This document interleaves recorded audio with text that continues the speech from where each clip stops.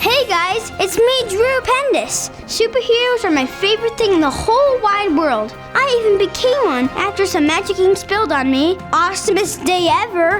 And now, let's watch my favorite cool school superhero videos, starting with Itsy Bitsy Spiderman. Hello kids, it's nursery rhyme time. Wow, it's the Itsy Bitsy Spiderman. He's on patrol, looking for people who need help. First he's visiting Humpty Dumpty. That's weird. He's usually sitting on this wall. Let's go see the old woman who lives in a shoe. Her shoe house is all boarded up. Mrs. Shoe, are you in there? Nothing. Mysterious day in nursery rhyme land. Let's check out Little Boy Blue. I don't see him. I can't find Humpty Dumpty. I can't find the old woman who lives in the shoe. I can't even find Little Boy Blue. Where is everyone? This is a very strange day indeed. Something must be wrong. My spidey senses are tingling. Wait! That haystack is shaking. Go away! It's just me, Itsy Bitsy Spiderman. Oh, okay then. Little Boy Blue, what's going on here? Everyone in nursery rhyme land is missing. It's Peter. He's having a tantrum. Oh dear. What happened? Peter Pumpkin Eater had a wife and couldn't keep her. Yes, we know that part. When he came home, his wife was gone. And he got upset because he couldn't find her. And then he started flying around on a leaf, throwing pumpkins at everyone. Oh, is that what all this orange goo is? Yes! Yuck! Ah! Watch out! Here comes the pumpkin. Help! Somebody help! Look! It's the Itsy Bitsy Spiderman. What have you done with my wife? How should I know? Whoa, close one. Looks like your crust is about to crumble. That's not even that funny. So then, Itsy Bitsy Spiderman pointed past the goblin, Peter Pumpkin Eater, and said, Hey, there's your wife right now. Peter looked over his shoulder, turned his back to the Itsy Bitsy Spiderman, which gave Spidey just enough time to spin a web around his feet and string him up in a tree, safe and sound. Your pumpkin throwing days are over. And just then, from around the side of the tree, came Peter Pumpkin Eater's wife. See, I told you not to worry. Where have you been? I've been looking all over for you. I told you I was having a lunch with Bo Peep. I see you every Saturday. Oh yeah. Sum it all up in a rhyming fashion. Peter Pumpkin Eater had a wife and couldn't keep her. Peter's wife went missing one morning, leaving the pumpkin without a warning. His temper couldn't have risen faster, turning the land into a disaster, throwing pumpkins at friends and kin until Itsy Bitsy Spiderman came swooping in. He spun him up into a tree just in time for his wife to see. So at the end of the day, Peter went back to being just a pumpkin eater. And Itsy Bitsy Spiderman saved the day so all of nursery rhyme land could laugh and play. After cleaning up all the pumpkin muck, of course. Okay, this next one isn't really a superhero, but he can run super fast like the Flash. Let's watch. Alright, here we are. Nursery rhyme time.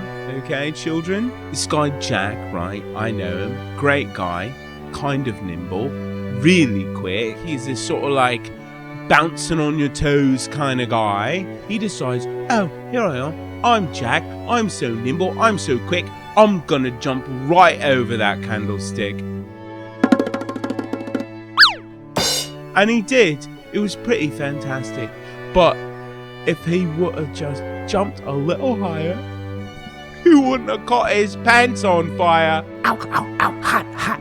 Oh man, he's took us up for a burn. That was a bad idea. To sum it all up then, Jack be nimble, Jack be quick, right? Jack jump over the candlestick, but if he would have jumped a little bit higher, he wouldn't have caught his pants on fire. Oh, look at it burn. It's got to get down to his trousers. It's time for a nursery rhyme update. You all remember Jack. He was nimble and quick and jumped clear over the candlestick. Close to being an Olympic candle jumper. Just needs a little more practice because he what? That's right. He caught his pants on fire. Silly Jack. Well, Jack got sad after that because those were his favorite jumping pants. He stopped training because his spirit was low. He lost hope. And since he stopped exercising and he started eating pizza every day, he got heavy. All he felt like doing was eating. One day he ran into Peter, the pumpkin eater, who loved eating as well, specifically pumpkins. "You love eating, but you're not doing it right," he said. "Let me show you how it's done. I'm gonna train you for a hamburger eating contest. When you exercise good and hard, you'll be extra hungry, and you'll be burning fat, so you can eat a whole bunch and still be in good enough shape to jump over candlesticks." So, Jack and Peter trained and trained and trained.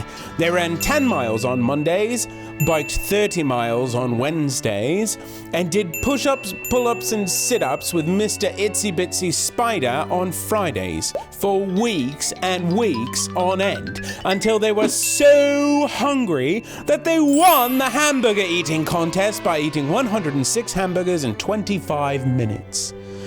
And when he was finished, he had so much energy left that Jack jumped over 3 candlesticks and only ended up with one tiny burn mark on his bum. Moral of the story is believe in yourself and never give up. With enough hope and determination, you can accomplish anything. And I think I'm going to go accomplish a nap. Every superhero needs a supervillain. Let's check out a kid's wiki about villains. My cool school project is all about villains. Villains are people in stories and movies that behave badly. I refuse to clean my room. Not like deciding not to clean up your toys or having a tantrum in the frozen food aisle. I want candy. Villains are really bad. Like they make up plans to rule everything. Uh-oh. Villains also like to fight against superheroes like Ultron versus the Avengers just to make their evil plans happen. Villains are also known as the Lord of Evil, like Hudson Abadir. The arch enemy, like Spider-Man's Green Goblin. The ultimate mischief maker, like Bowser from Super Mario. Or just plain old bad guys. Is everybody ready to be bad? Yep, if you need any kind of mayhem or destruction, you can count on a villain to do the job. Most villains are lacking in the good looks department. Some villains are part creature and part human, like Ursula from The Little Mermaid. And some villains have big, sharp teeth like Scar or the Big Bad Wolf. Some of them are just strange looking and wear weird costumes. Yeah, super weird. And this villain has 2 faces. That's just double weird. A lot of villains have superhuman powers to fight off the good guys, like Megatron and Sandman, who change into other shapes, also known as shape-shifting. Others have the power of telepathy, which means they can use their thoughts to communicate without moving their lips. Take out the trash. Never mind. I will do it myself. Not all villains have superhuman powers. Some are just super duper rich and can buy lots of powerful gadgets and hire a bunch of minions to do their dirty work. And then there are bad guys who are just so smart. They can invent things that help them take over the world. And some villains like wizards and witches don't need any fancy powers at all. They can cast evil spells using their magic wands and good old cauldrons. Abracadabra, alakazam! Make this cat grumpy just like I am. Now. I think my favorite villain is Vector from Despicable Me. He's odd-looking, has a private lair with pet sharks, and And he's so smart. He steals the moon. He pretty much has all the characteristics that make a good villain. So who is your favorite villain? Tell us in the comments below. Now let's get a kid wiki about all the best, most awesome superheroes of all time. My cool school project is all about superheroes. Superheroes are awesome for like a million reasons, but mostly because they have superpowers. Some have super strength. Some can fly, or go invisible, or read minds. Some superheroes are super fast, and some superheroes are just super duper smart. So, where do they get their powers from? Well, some superheroes come from other planets, like Guardians of the Galaxy. Some are mutants, like X-Men. Some are radioactive, like Spider-Man. Some are built, like Baymax and Iron Man. And some get their powers from their parents, like the Incredibles. Whole families of superheroes. A lot of people know superheroes because they're famous and in movies and stuff. But they're also really easy to spot because they wear costumes. Superhero costumes usually have a cape or a symbol, or they have underwear on the outside of their pants. I don't know what's so super about that. A lot of superheroes have secret identities or a special disguise, so no one knows their superhero secret. Sometimes my grandpa wears glasses when he's reading, but the rest of the time he doesn't need them. Maybe he's a secret superhero. I'm up and away! Oh, my back. One thing every superhero needs is an arch nemesis. That means major enemy. Superman versus Lex Luthor, Spider-Man versus the Green Goblin, and Batman versus the Joker. Sometimes the superheroes team up and fight the bad guys together. Pow, wham, crush! Maybe instead of fighting, they should just talk to each other. Hey, I like your costume. Thanks. Superheroes are the good guys, but sometimes they have a bad day. Sometimes real-life people are heroes. Even kids can be heroes. I think sometimes just doing something nice for somebody makes you a hero. To sum it up, superheroes are super cool, and I want to be one when I grow up. My superpower would be invisibility, so I could sneak in the kitchen and take cookies whenever I want. Or maybe super speed, so I could just run in really fast and take them and run away. Flying would be cool too. Then I could just fly around taking cookies whenever I wanted them. So, who's your favorite superhero? Tell us in the comments. Cool! Now let's check out Crafty Carol doing a superhero craft. Well, hey there, kids. Crafty Carol here with a brand new craft for you right here at Cool School. Oh, what's that? It's a bird. No, it's a plane. No, it's Super Carol here to make some superhero crafts today. That's right. We're gonna make superhero pencil toppers.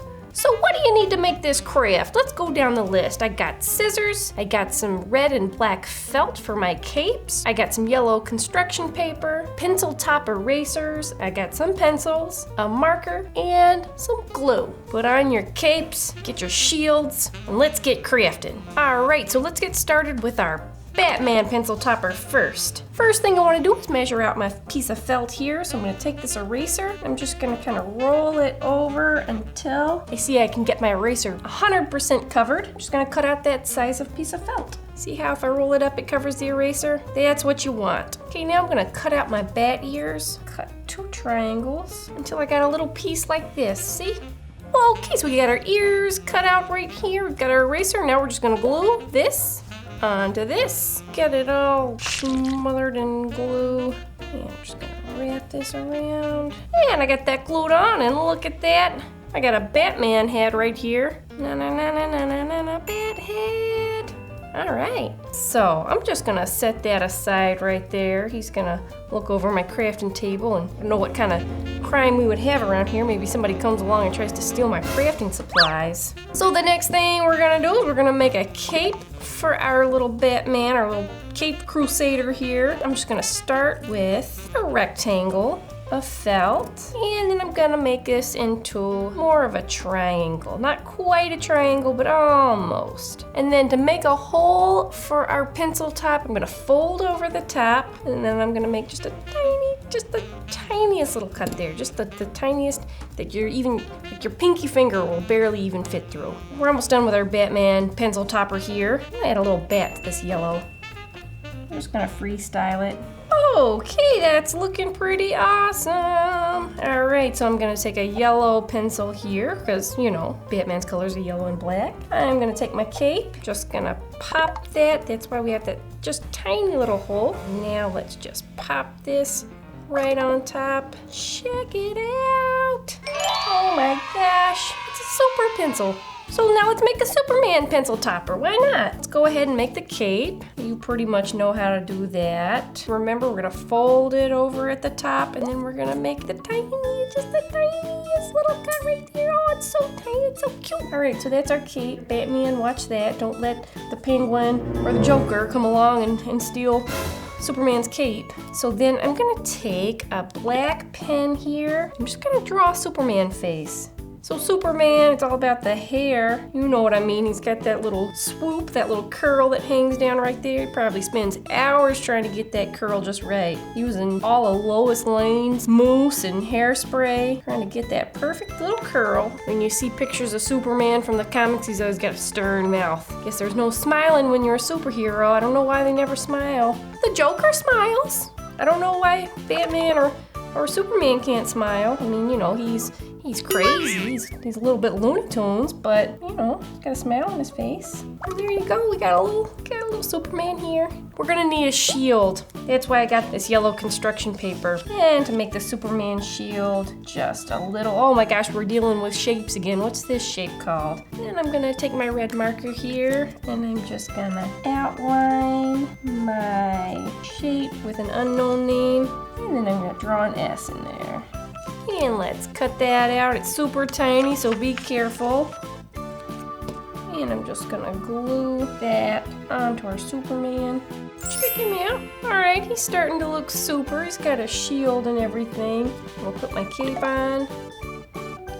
Cool. All right, check that out. Well, super duper. We got two superhero pencil toppers here. We got Batman, we got Superman. What's better than that?